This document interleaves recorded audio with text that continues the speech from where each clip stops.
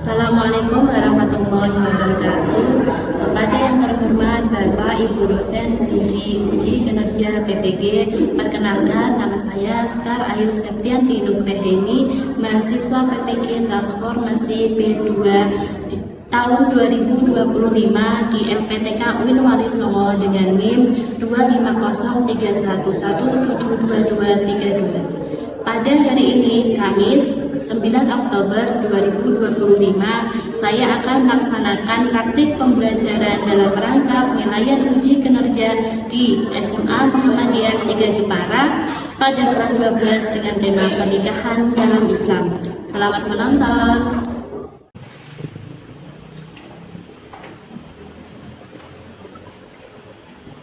Assalamualaikum warahmatullahi wabarakatuh. Waalaikumsalam warahmatullahi wabarakatuh. Bagaimana kabarnya anak-anak semua? Baik. Semangat? Mari. Sebelum kita memulai pelajaran pada siang hari ini, jangan lupa kita cek keadaan kelas kita sudah bersih belum, samping-sampingnya dilihat.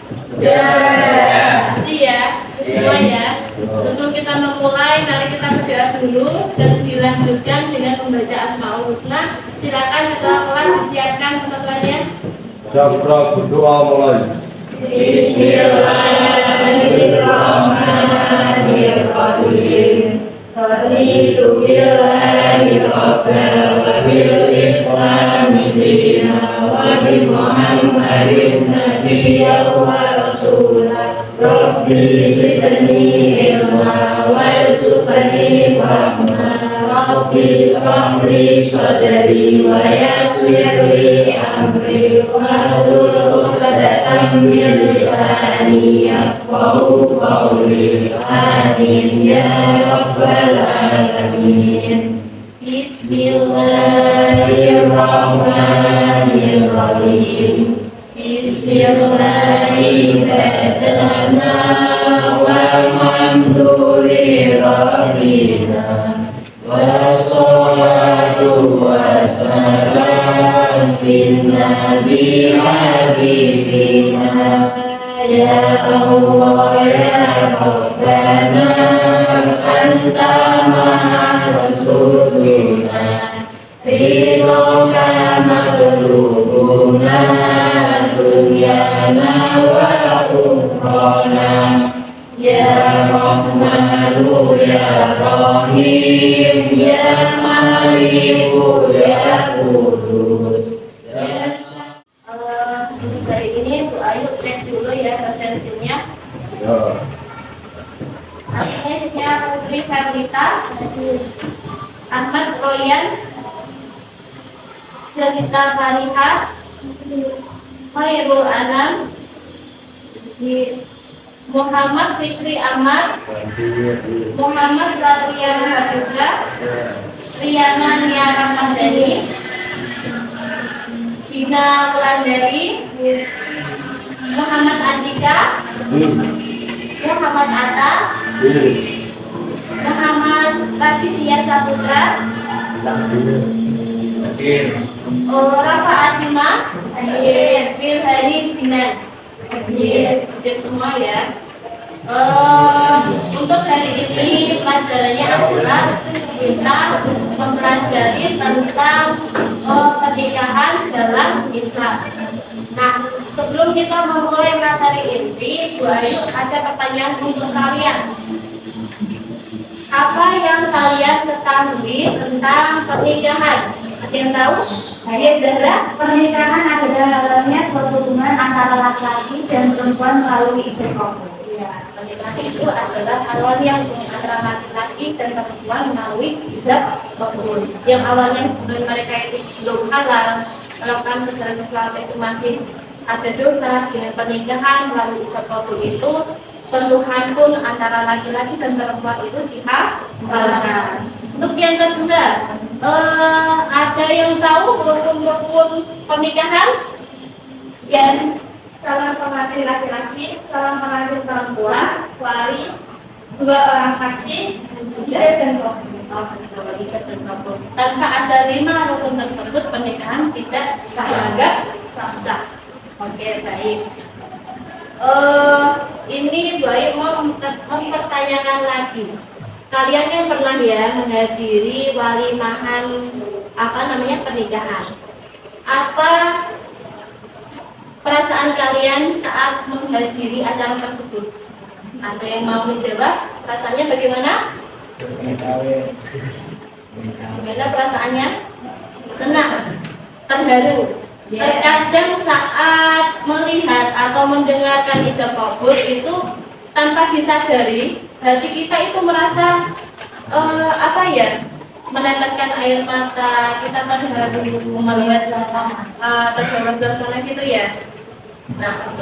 Nah, untuk hari ini materinya adalah munakahat. Munakahat itu tentang pernikahan di dalam Islam. Nah, di sini tujuannya dalam materi ini adalah memahami konsep pernikahan di dalam Islam. Nah, di dalam PPT ini Bu Ayu akan menjelaskan tentang definisi pernikahan itu seperti apa, dalil dalam Al-Quran tentang pernikahan itu apa saja, rukun pernikahan juga apa saja, syarat dan juga hukum pernikahan itu apa saja. Yang pertama adalah definisi pernikahan. Pernikahan itu berasal dari bahasa Arab, yaitu anikah, yang memiliki beberapa makna. Menurut bahasa, nikah itu berkumpul, bersatu, dan berhubungan. Menurut istilah, nikah itu suatu ikatan lahir batin antara seorang laki-laki dan perempuan untuk hidup bersama dalam suatu rumah tangga melalui akad yang dilakukan menurut hukum syariat Islam. Jadi antara hubungan seorang laki dan perempuan yang awalnya pacaran, yang awalnya hubungan teman dekat itu disatukan. Yang namanya nikah itu disatukan, berkumpul bersatu melalui ijab kabul. Ijab kabul itu ikatan dalam Islam. Yang kedua adalah dalil pernikahan. Nah, dalil pernikahan ini ada di dalam Al-Quran surat An-Nisa ayat 1. Siapa yang mau membacakan Al-Qurannya? Saya Nisa, silakan dibaca. Namanya agak keras ya. Ya ayyuhan nasu taqu rabbakum alladzi khalaqakum min nafsin wahidah وخلق منها زوجها وبث منهما رجالا كثيرا ونساء واتقوا الله الذي تساءلون به والأرحام إن الله كان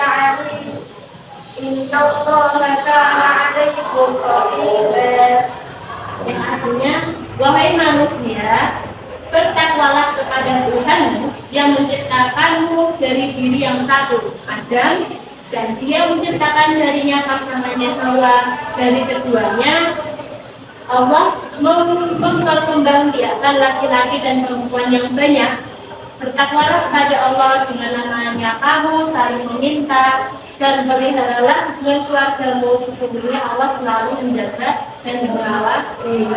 Jadi pernikahan itu bukan hanya antara laki-laki dan perempuan yang disatukan lalu kabul, tapi kita untuk mempertahankan keturunan kita, untuk memperpanjang keturunan kita, gitu ya. Yang ketiga adalah rukun pernikahan. Pernikahan itu tidak sah jika tidak ada rukun pernikahan. Yang pertama adalah calon pengantin pria. Yang kedua, calon pengantin wanita. Yang ketiga adalah wali nikah. Wali nikah ini dari pihak perempuan. Dari pihak perempuan itu, wali nikah itu yang diwajibkan adalah bapak. Bapak dari perempuan, bapak asli. Kalau bapak sambung tidak bisa ya. Dicarikan kalau bapak sudah meninggal gimana?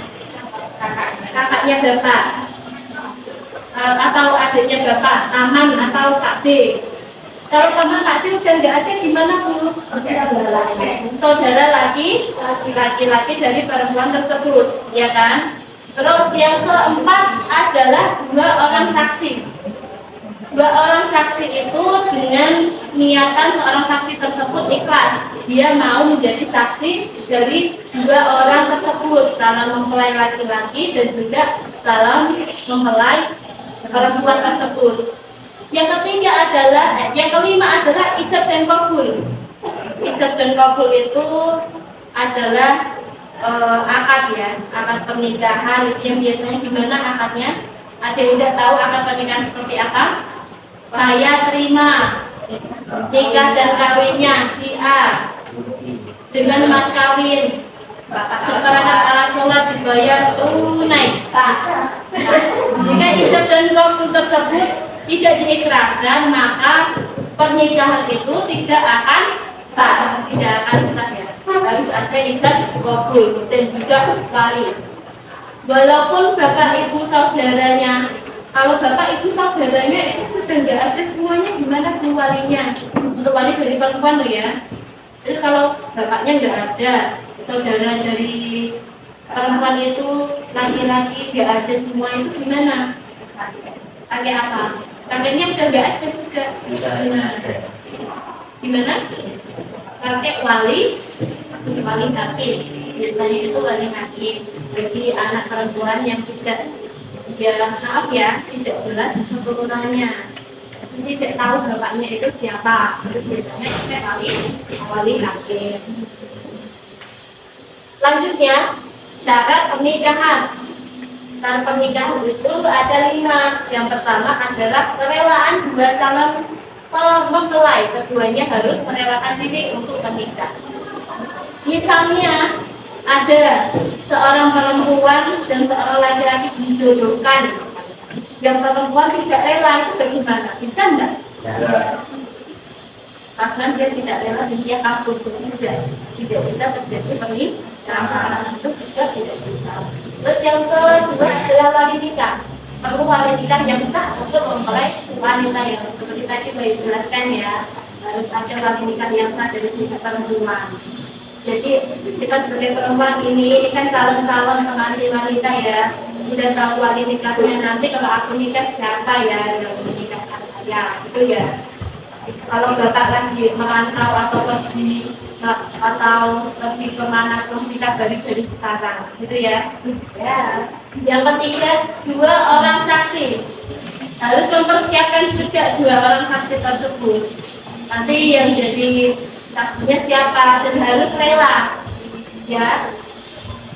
Yang keempat adalah mahar. Mempelai laki-laki harus memberikan mahar kepada mempelai perempuan. Yang cowok-cowok ini harus mempersiapkan pernikahan itu, syaratnya ada itu tadi, kerelaan kedua calon mempelai, terus wali nikah, dua orang saksi, dan juga mahar. Mahar ini harus diberikan seorang lelaki kepada perempuan. Yang terakhir adalah akad nikah. Nah, akad nikah ini perlu dan harus. Kalau tidak ada akad berarti tidak akan terjadinya pernikahan. Selanjutnya, hukum pernikahan dalam Islam. Hukum pernikahan dalam Islam ini ada 5. Yang pertama adalah wajib, yang kedua sunnah, yang ketiga haram, makruh, dan juga mubah. Wajib itu jika baik pihak laki-laki dan perempuan sudah memasuki usia wajib nikah, tidak ada halangan, mampu membayar mahar dan menafkahi, serta ia yakin akan terjatuh ke dalam, tidak akan terjatuh ke dalam zina jika tidak menikah. Jadi ini wajibnya itu seorang laki-laki sudah mapan, perempuan juga sudah siap. Seorang laki-laki itu mampu menafkahi perempuan, itu dikatakan sudah boleh atau wajib menikah.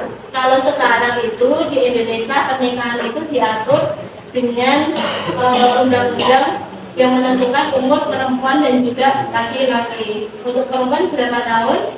21. Minimal 21 ya, yang laki-laki 25.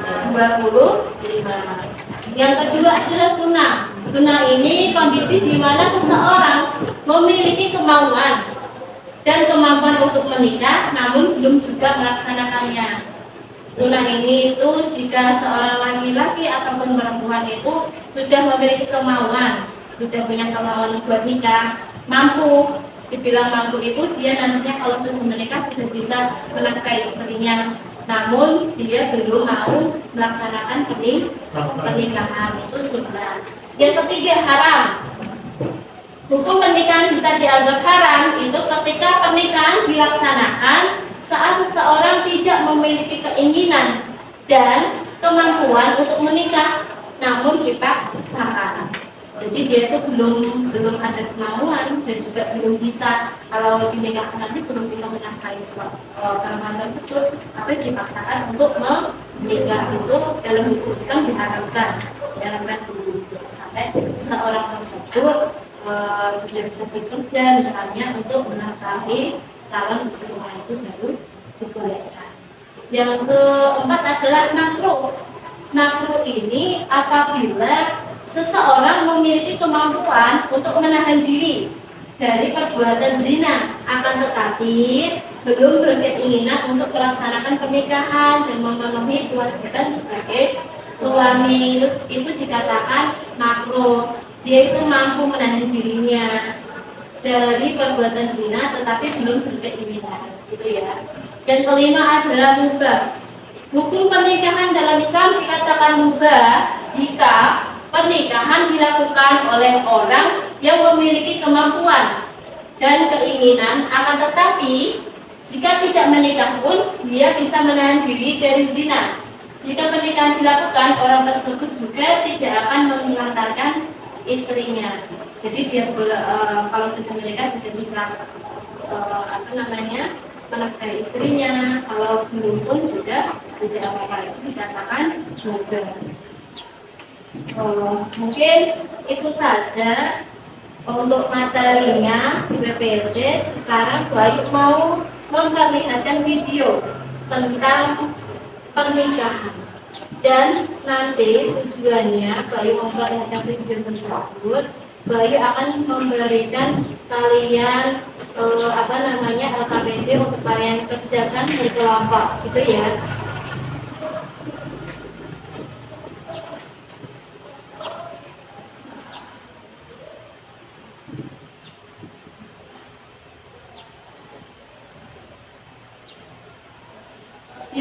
Silakan dilihat. ความรู้สึกตัวเองแบบดีใจมากนะคะเพราะว่าถ้าเราถึงทะเลด้วยกันแล้วมันจะได้ทำที่ดีต่อแต่ถ้าการสร้างเราเองตัวหลักตามกายเป็นความหลักที่เราสร้างขึ้นมามันอาจจะยากมากเลยค่ะ Dengar ya suaranya.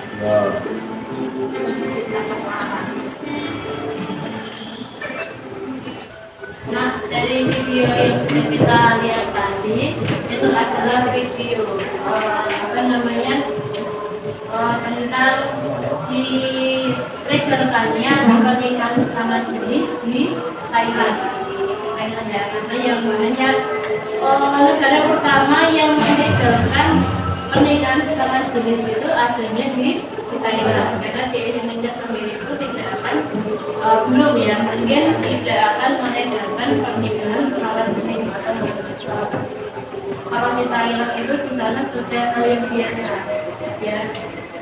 Ini sekali ya, di sana itu hubungan antara laki-laki sesama laki-laki atau perempuan sama perempuan itu tidak biasa. Ya, semoga kita tidak mendapat hasil tersebut. Amin. Jadi dalam video tersebut itu Bu Ayu ingin kalian menghubungkan masalah dalam video tersebut dengan literasi buku yang ada di ruangan ini dan juga buku paket yang sudah kita pelajari sebelumnya. Nanti Bu Ayu ada LKPD, nanti kalian dibagikan menjadi 3 kelompok. Untuk kelompok 1 bagian sini, bagian kanan, kelompok 2 bagian tengah, dan kelompok 3 bagian itu ya. Silahkan berkumpul dengan kelompoknya masing-masing. Ini Bu Ayu bagikan KPT-nya. Untuk kelompok 1 mengerjakan nomor 1. Untuk kelompok 2 mengerjakan nomor 2. Dan untuk kelompok 3 mengerjakan nomor 3.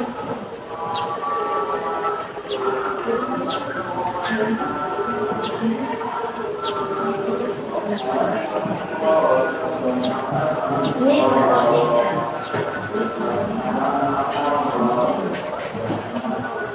Kalau ada pertanyaan, silakan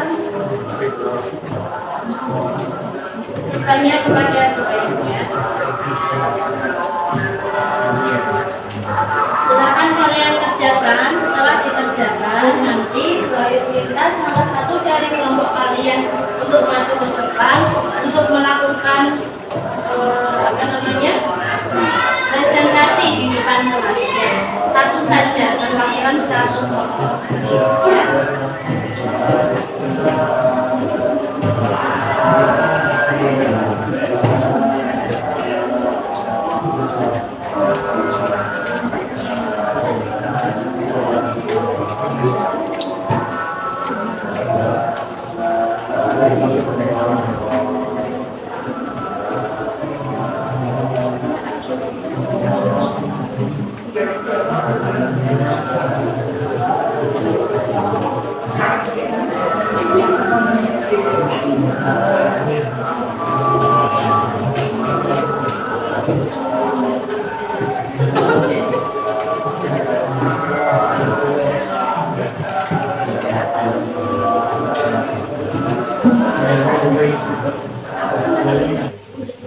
Nomor 3 sudah belum? Sudah ya. Nah, karena dari 3 kelompok ini sudah selesai semua, lalu kita melakukan presentasi. Bayu ingin tahu kalian masih fokus apa tidak? Kita ice breaking dulu ya. Boleh berdiri semua? Boleh.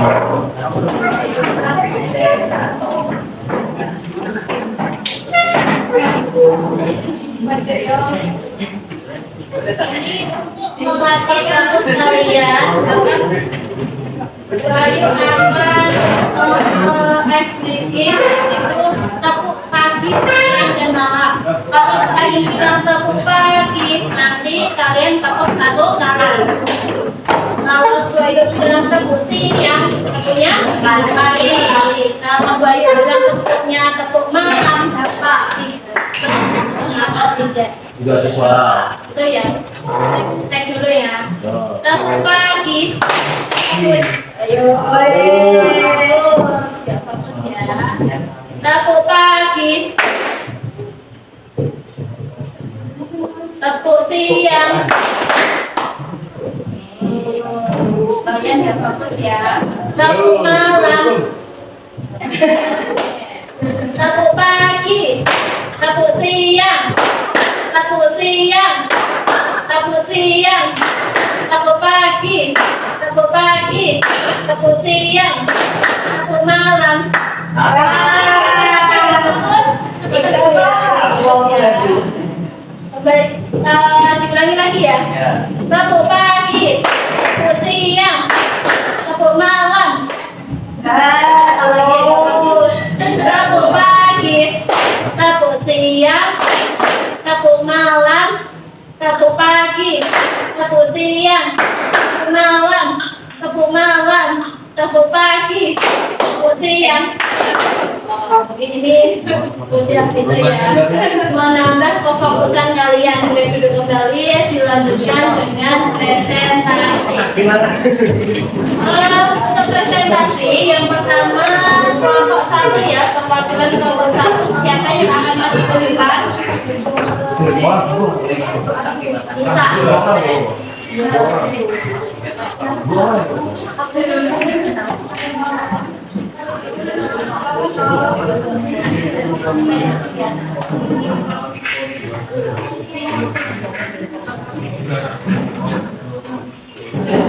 Kelompok 1, pertanyaannya adalah bagaimana Pak Dadang tentang Assalamualaikum warahmatullahi wabarakatuh. Waalaikumsalam warahmatullahi wabarakatuh. Saya akan mempresentasikan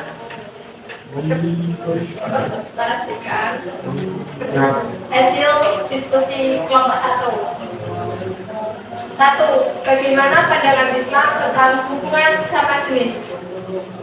Dalam pandangan mayoritas ulama Islam, hubungan sesama jenis atau homoseksualitas atau perbuatan haram bertentangan dengan fitrah manusia dan dilarang keras berdasarkan Al-Quran dan hadis, terutama kisah kaum Nabi Lut.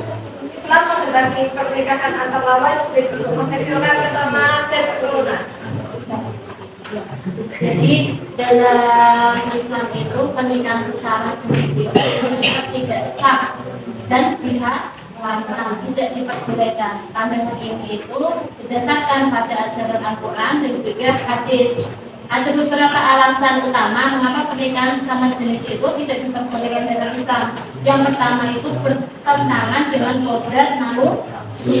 Kodrat manusia itu bagaimana Islam itu mengajarkan bahwa manusia diciptakan pasangan itu antara laki-laki dan perempuan untuk saling mencintai, untuk saling melengkapi satu sama lain, untuk menambah keturunan. Keturunan itu kan bisa terjadi antara hubungan laki-laki dan juga perempuan, ya kan? Jadi kalau homoseksual perempuan dan perempuan, laki-laki dan laki-laki itu kan tidak akan menambah keturunan, ya kan? Betul kan? Nah, yang kedua adalah mengikuti sunnah Nabi Lut.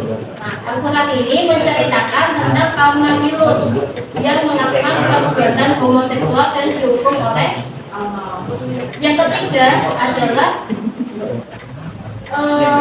dari Al-Quran. Nah, banyak dari ayat Al-Quran dan hadis yang melarang perbuatan homoseksual atau lesbian. Salah satunya itu nanti ada di kelompok 3 ya. Nah, kesepakatan ulama ini, mayoritas ulama itu berpendapat bahwa pernikahan sesama jenis itu tidak sah dan diharapkan dalam Islam.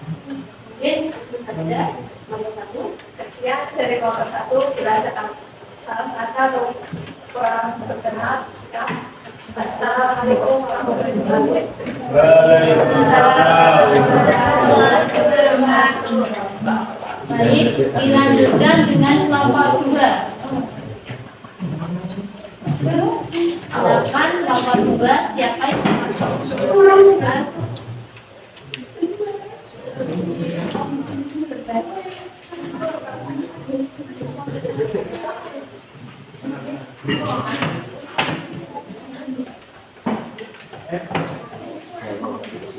Assalamualaikum warahmatullahi wabarakatuh. Waalaikumsalam warahmatullahi wabarakatuh. Ini saya akan mempresentasikan jawaban dari kelompok 2.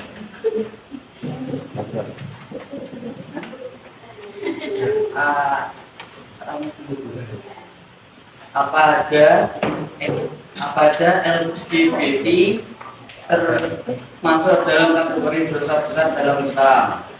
Jawabannya adalah ya, perbuatan LGBT termasuk dosa besar karena melanggar ketentuan Allah dan meniru perbuatan kaum Nabi Lut yang diazab oleh Allah, serta banyak ulama dan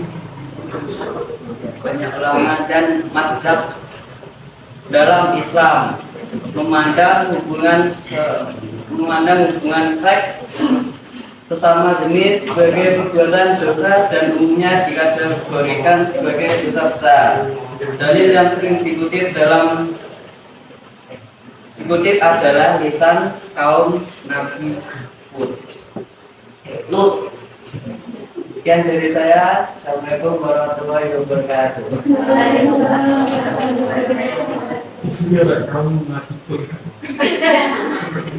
Apakah LGBT ini termasuk dalam kategori dosa besar dalam Islam? Nah, dalam Islam LGBT ini umumnya itu dianggap sebagai perbuatan yang dilarang dan termasuk dalam kategori dosa besar.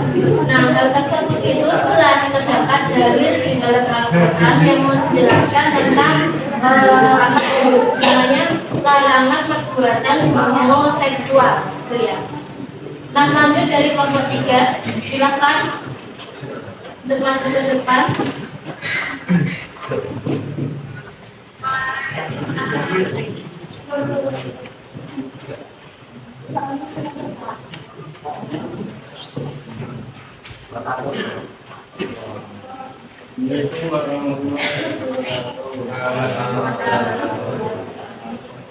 Dari Al-Quran dan hadis yang membahas tentang al-suci Al-Quran ayat 80 sampai 81 yang artinya kami juga telah mengutus Lut kepada kaumnya. Ingatlah ketika dia berkata kepada kaumnya, apakah kamu mengerjakan perbuatan keji yang belum pernah dikerjakan oleh seorang pun sebelum kamu di dunia ini? Sungguhnya kamu benar-benar mengalami laki-laki untuk melampiaskan sabar, bukan kepada perempuan. Bahkan kamu adalah kaum yang melakukan batas. Jadi kelompok kita ini menjelaskan tentang dari Al-Quran yang membahas tentang LGBT. Salah satunya adalah dari surat Al-A'raf ayat 20. Ayat ini itu menerangkan bahwa Allah itu mengutus Nabi Lut untuk menyampaikan agama kepada kaumnya agar mereka menyembah Allah. Maka kaum Nabi Lut itu adalah orang kaum yang pertama kali melakukan sodomi atau homoseksual. Nah, maka mereka itu mendapatkan dosa seperti dosa orang yang meniru mereka. Nah, ada lagi ayat yang menjelaskan tentang LGBT, yaitu surat An-Nahl ayat 54 sampai 5. Dari ayat tersebut itu dapat kita tafsirkan bahwa Allah itu membenci atau tidak suka terhadap kaum Nabi Lut yang melakukan homoseksual atau yang melakukan sodomi tersebut. Jadi kemudian Nabi Lut ini tidak digubris. Dulu Nabi Lut itu mengatakan kepada kaumnya, apakah kamu mengerjakan perbuatan keji yang belum pernah dikerjakan oleh seorang sebelum kamu di dunia ini? Tapi kaum Nabi Lut itu tidak menggubris sedikit pun, tidak digubris oleh kaumnya. Bahkan mereka menganggap sebagai teguran yang tidak wajar untuk ditanggapi. Oleh karena itu, jawaban kaumnya tidak lain hanya dengan mengatakan kepada sesama yang berapa, usirlah Lut dan keluarganya serta para pengikutnya dari negeri tempat tinggalmu. Sesungguhnya mereka adalah orang-orang yang terus menanggap dirinya suci sehingga tidak suci ikut bersama kita. Lalu Allah memberikan azab kepada kaum Nabi Lut dengan apa? Kalian tahu? Dengan adanya azab, yaitu Allah menurunkan kutukan kepada Nabi Lut bahwa kaum mereka itu binasa dan tidak ada lagi kaum Nabi Lut yang hidup. Hanya satu-satunya Nabi Lut yang dapat bertahan. Itu ya. Dari kelompok 3 boleh duduk kembali.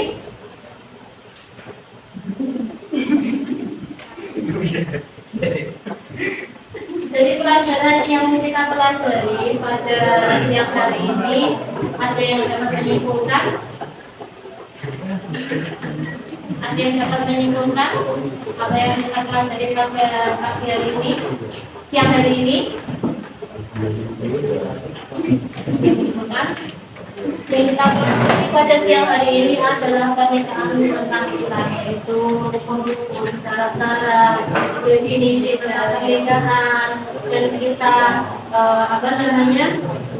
hubungkan dengan realita sekarang, kasus sekarang, yaitu homoseksual, lesbian yang dilegalkan di Thailand, ya, itu dapat menjadikan pelajaran diri untuk kita. Semoga kita selanjutnya tidak mengikuti apa yang sudah terjadi di negeri Thailand, gitu ya, dan menjadikan pedoman kita bahwa pernikahan itu adalah antara laki-laki dan juga perempuan.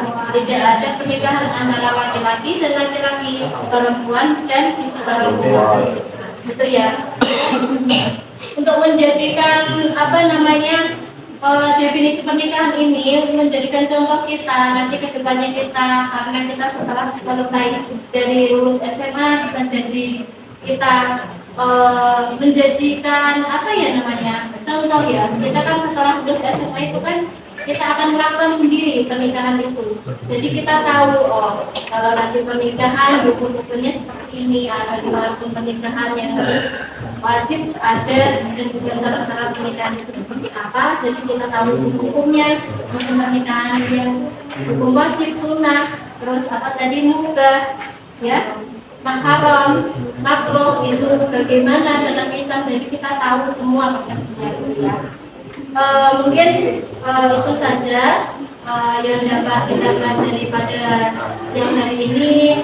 Semoga pelajaran pada siang hari ini bermanfaat dan juga dapat memberikan kita wawasan ya ke depannya tentang pernikahan.